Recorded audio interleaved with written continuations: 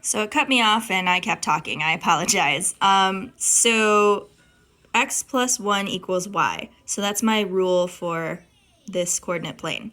Two other points that are on this line. You can pick any number. So I picked 9. And then when you add 1, that will give you your y coordinate. So if 9 is my x coordinate, add 1, 10, that becomes my y coordinate. So 9 comma 10 could be an option on this line.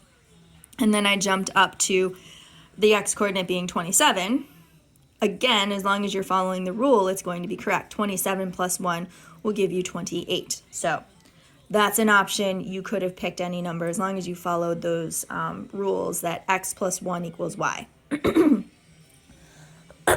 So I kept talking and I was doing the next one. So I apologize for that. So for our next coordinate plane, you're going to see that things are going to look a little bit different. So my x coordinate here is 1/2 and my y coordinate is 1. And as you can see, I wrote the coordinates out to be next to each other. Okay, so we have 1/2 comma 1, 1 comma 2, 1 and 1/2 comma 3, 2 comma 4. So I already plotted these over here on the coordinate plane. So here is our 1/2 comma 1 because my interval is 1/2. So I move over one space, but I go up to the number 1 on the y-axis. Then I have 1 comma 2, so over 1 up 2, over 1.5 up 3, over 2 up 4, and I tried to do my best to connect those 4 lines. Yours should look better since you have the straight edges. So this line looks different than this line because there's a different rule to follow. So our rule showing the relationship between the x and y coordinates. So if I look at the first set of coordinates, I have 1/2 and then I have 1. So if I take 1/2 and I add 1/2, that will give me to 1. Now let's see if it works for the other coordinates that I have. 1 plus 1/2, it doesn't equal 2. So that can't be my rule. So plus 1/2 isn't right. Let's see. But if I take 1 and I multiply it by 2, that gets me to 2. If I take 1/2 and multiply it by 2, that gets me to 1. Okay, so it works for those two so far. If I take 1.5 and I multiply it by 2, it gets me to 3. And if I take 2 and I multiply it by 2, it gets me to 4. So my new relationship now is 2 times x, or 2x, equals y. So if I take whatever I put in for my x coordinate, multiply it by 2, that will give me my y coordinate. So for my examples, let's just take whole numbers. So if my x coordinate is a 3, 3 times 2 gets me 6. 6 is my y coordinate. If my x coordinate is 10, 10 times 2 is 20. So if 10 is my x coordinate, y will be at 20. Okay, so the rules are going to look different. You have to look at the relationships between the two coordinates. If they're on the line, they will have a rule that makes sense for all of the coordinates. Okay, over on page 35, we have the coordinate plane to answer the following questions. The interval is 2. So each space is worth 2, because 0, 2, 4, 6, 8, 10. Again, make sure you're following along the graph so that you are using the coordinates and the intervals correctly. So part A says, give the coordinates of 3 points that are on line A. So here's my line A. Remember that each interval is 2. So if I'm looking at this point on line A, it's not 1 and 1, it's 2 and 2. Okay, so that's why the intervals are important. So 2 comma 2 is a point that's on line A. If I continue along line A, here's another place where it's easy to see, and it's just kind of along the same points, and it's easier to tell where it is. So 2, 4, 6, 8, so over 8, up 2, 4, 6, 8. So 8 comma 8 would be another coordinate. And then if I keep going, I'll just pick one that's way up here. Okay, so we see 20, 22, 24, 26. So over 26, and then it's also up 20, 22, 24, 26. So 26, comma 26.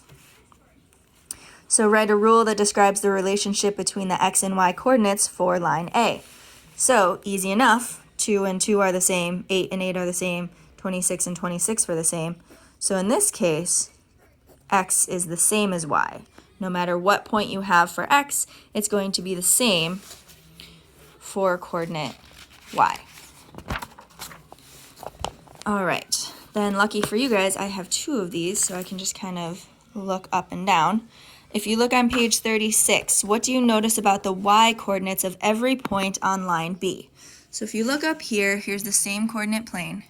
Here's line B. It's a horizontal line.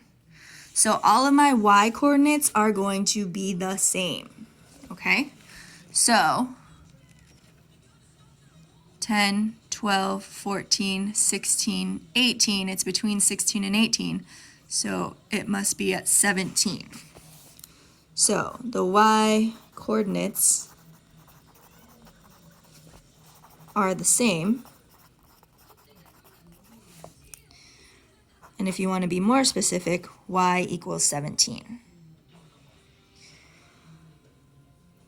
Part D, fill in the missing coordinates for the points on line D. So you have to come over here. You have to find line D. All right. Now they're saying there are missing coordinates. So at the point where x is 12, what is y? So we have to come over here. We're going to find x 12.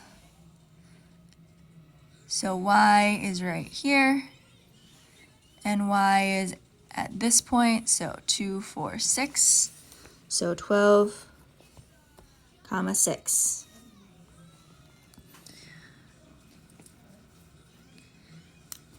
Then we have 6, comma something. So we go over 6, 2, 4, 6, and we don't quite know.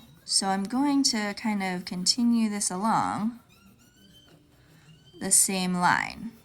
So at 6, it's actually at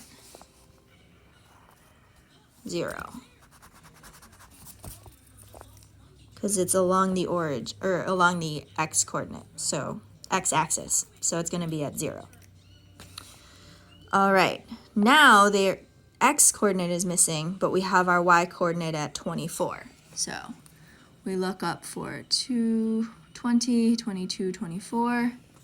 If we go over, okay, my line doesn't quite extend, but I can make it a little longer. So my y is at 24, my x is going to be at 30. Okay.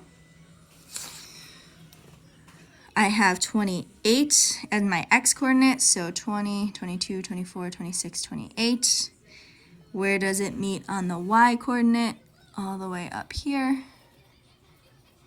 So if I go across, it's at 22.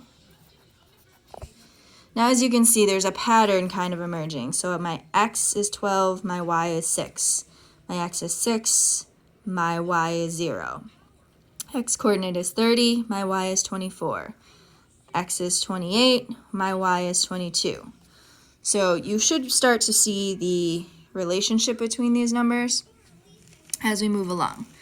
So if and that's important because if my y is at 28, it's actually going to be off the graph. So what's the relationship between all these? Well, 12 minus 6 is 6. Let's make sure that's right. Take my y coordinate, subtract 6, it equals 0. Okay, so far it works. 30 minus 6 is 24, that works. 28 minus 6 is 22. So my relationship is x minus 6 will give me y. So for this last one that's off the graph, if something minus 6 is 28, I have to add 6 to 28 to get my original. So 28 plus 6 gives me 34 So 34 minus 6 gets me to 28, so that rule checks out as well. Part E, for any point on line C, what is the x-coordinate? So we find line C. We see that it is a vertical line. So my x-coordinate is going to be the same for every single point on this line. 2, 4, 6, it's between 4 and 6, so it's 5. So my x-coordinate will always be 5 because it's a vertical line. And then the last one, each of the points on at least one of the lines on the plane on the previous page. Identify the line that contains each of the following points. So point 77 is on line A. Okay, so if you went over 7, up 7, they're saying that you would have the point on line A, and that's correct. The next problem is 14, 8, excuse me. So you're going to go over 14, so 10, 12, 14, and then up 8, 2, 4, 6, 8. It's going to fall on this line, which is line D.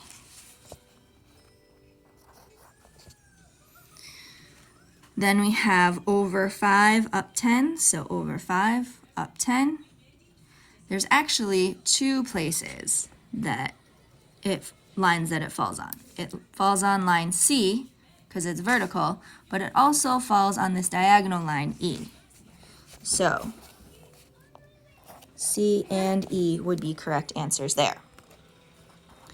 The next one, 0, 17.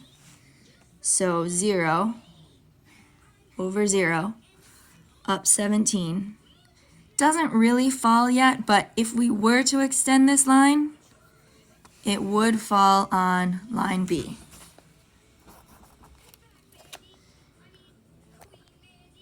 (15 3/10, 9 3/10).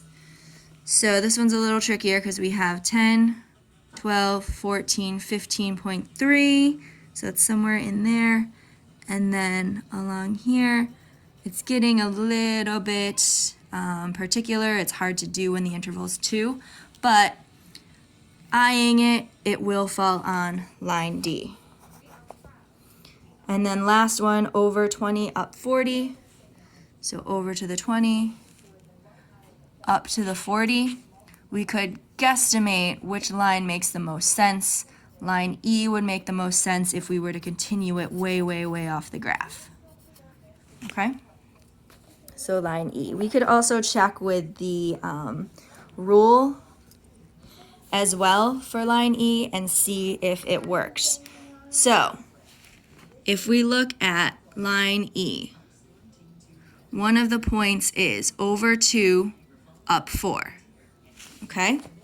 So for line E, we have 2, 4. Okay? Then we also have 8, 16. And if we look at the relationships between these two, if I take my x-coordinate and I multiply it by 2, it gets to my y-coordinate. So 2 times 2 is 4. That works out. Take this x-coordinate, multiply it by 2. 8 times 2, look, that also gets us 16. So the rule that 2 times x for E, let's see if it works for this one. 20 times 2 gets me 40. So that follows the rule. So 20, 40 should fall on line E. For independent practice, if you could try page 37, try those 2 coordinate planes making the lines. See if you can figure out the rule for each of those. And then on the back on page 38, again, do the coordinates, figure out coordinates that are on different lines, and then really try to figure out the relationship between the x and y coordinates. So C and E, just do your best, okay? And then down for F, you can choose 2. All right, guys, so good luck. Sorry about that break in the middle. My phone just kind of stopped recording in that first one. So it's 2 parts. Make sure you watch the first part and then watch the second part.